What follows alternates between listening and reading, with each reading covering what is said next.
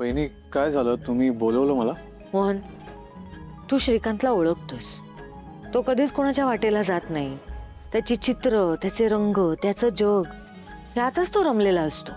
आणि तरीही कोणाला तरी त्याची पेंटिंग्स का जाळावीशी वाटली असतील मला खरंच कळत नाहीये. पण आता आपल्याला असं शांत बसून नाही चालणार. हे सगळं कुणी केलंय हे आपल्याला कळायलाच हवं. एक काम कर, आपल्या घरातल्या प्रत्येक कोपऱ्यातल्या CCTVचं फुटेज चेक कर.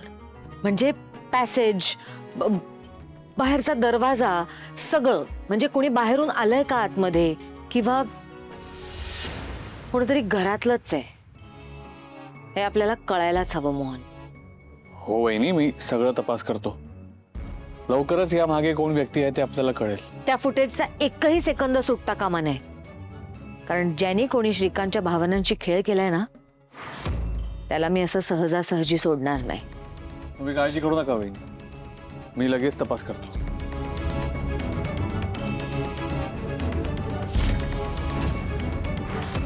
श्रीकांतच्या अपराध्याला मी स्वतः शिक्षा देणार. ओ बाहेर या.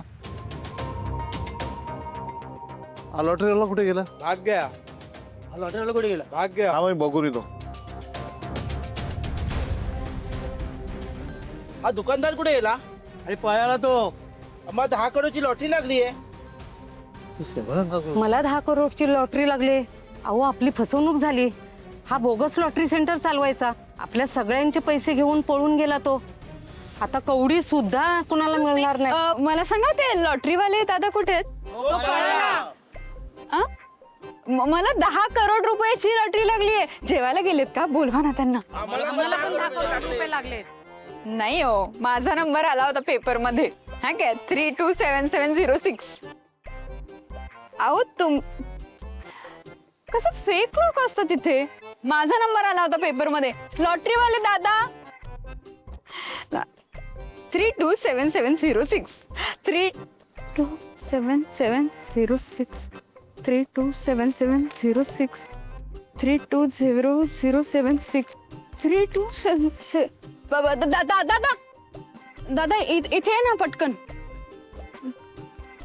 ऐका ना, काय झालं ना, मला 10 करोड रुपयाची लॉटरी लागली आहे. मी ते पैसे घ्यायला चालले होते, पण ती गाडी दिसत नाहीये लॉटरीची. ते दादा कुठे जेवायला वगैरे गेलेत का? त्यांना बोलवा, किंवा मला ना त्यांचा कॉन्टॅक्ट नंबर द्या. मी जिथे असतील तिथे जाऊन पैसे कलेक्ट करते. मला ना लॉटरी लागली आहे 10 करोड रुपयाची. मी खूप स्वप्न रंगवलेत. सांगा ना. सुबह आया, चांद में चले गया, फ्रॉड निकला. हा, फ्रॉड निकला.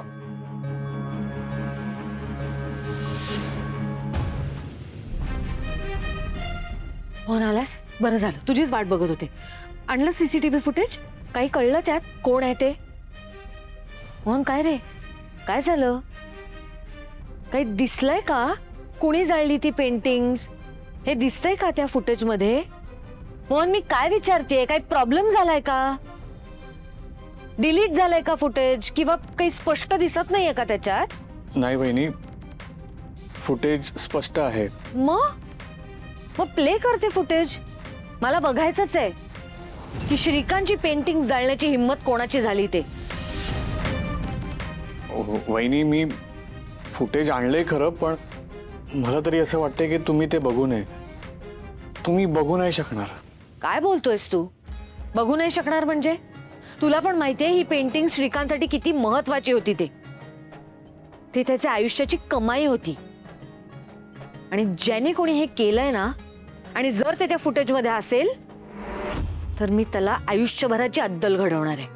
दाखवते, प्ले कर. वहिनी पण मोहन, हा माझा आदेश आहे. ते फुटेज प्ले कर.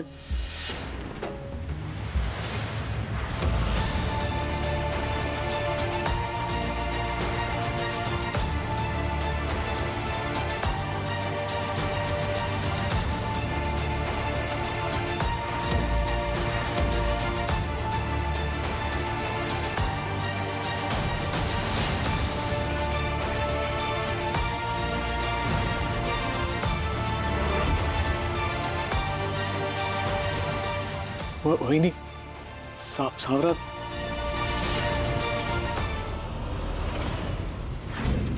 अरे प्रीत, प्रीतम काय करतोस तू? काय करून घेतलंयस हे सगळं तू? हा? एक मिनिट दिशा, तुला हे सगळं कसं माहितीये? मी सांगितलंय सगळं करायला या सगळ्या लोकांना. पण मी हे थांबवण्यासाठी तुला माझं एक काम करावं लागेल. तुला फक्त आदित्यच्या रूम मध्ये जाऊन त्याचा लॅपटॉप माझ्याकडे आणून द्यायचा आहे. कुणी गेले?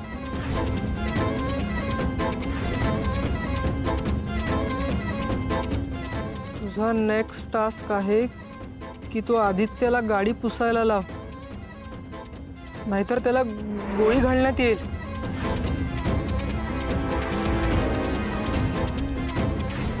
सावित्री समोर आहे, ती घेईल. सावित्री कपडे घे. आत्या थांब. इस्त्रीवाला आलाय, त्याच्याकडून कपडे घे.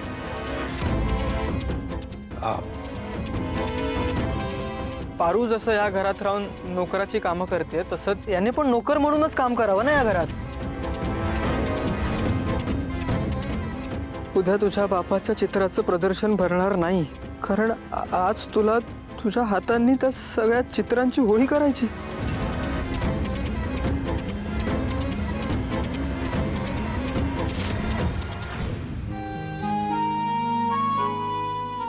बाबांच्या पेंटिंग्स कोणी जाळल्यात याचाच विचार करताय ना?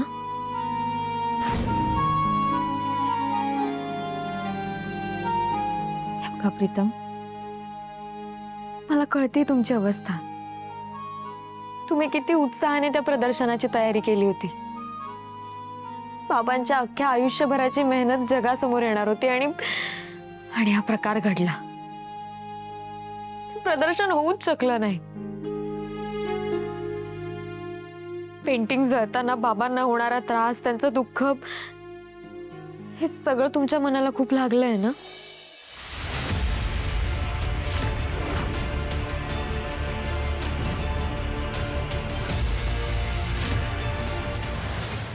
ती व्यक्ती कोण आहे हे लवकरात लवकर सापडेल. प्रिया, ऍक्च्युली ते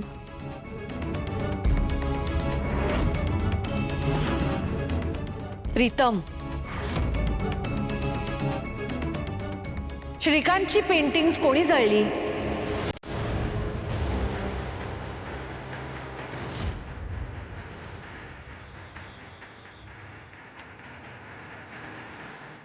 आई, प्रीतम पण त्याचाच विचार करतायत. त्यांना खूप त्रास होतो या सगळ्याचा.